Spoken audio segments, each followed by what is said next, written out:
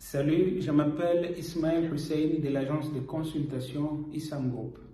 Notre sujet d'aujourd'hui est de savoir si toutes les dépenses que nous faisons lors de l'application de nos cartes de résidence et lorsqu'on a un refus, est-ce que toutes ces dépenses-là sont remboursables, oui ou non? Étant qu'un étranger, lorsqu'on arrive ici en Turquie, on a tous besoin de faire une application de la carte de résidence et nous allons profiter de rester ici plus de temps par rapport à la durée de visa que nos ambassades nous octroient. Et cette application peut être une application en court terme ou en long terme. Et cela dépend du type de visa que nos ambassades nous donnent. Ça peut être un visa d'études pour une application à long terme, un visa de conférence, un visa touristique, un visa médical pour des applications en court terme. Et comme nous le savons, en faisant ce genre d'application, il y a quelques dépenses que nous sommes obligés de faire.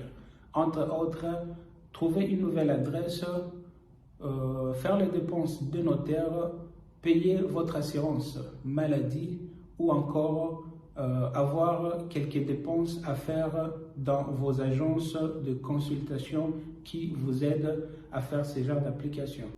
Et si par exemple, nous ne souhaitons pas que votre application est refusée, ou soit vous avez un refus de votre application.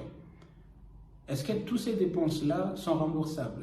Bon, peut-être si vous essayez un peu de forcer, il y a peut-être quelques montants qui peuvent se rembourser, mais vous n'aurez pas votre argent à 100%.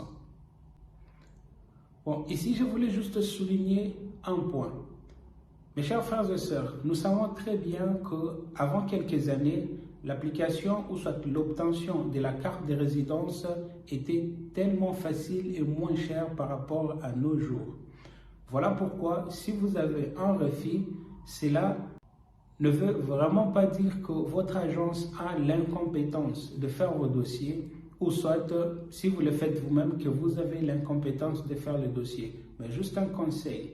Lorsque vous voulez faire une application, soit une nouvelle application, ou soit vous voulez renouveler votre carte de résidence, s'il vous plaît, ne faites pas vos applications en écoutant par-ci, par-là.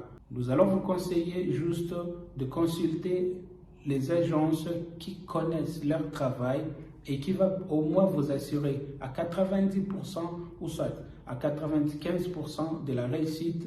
Et là, va au moins vous permettre d'avoir plus de chances d'obtenir votre carte de résidence.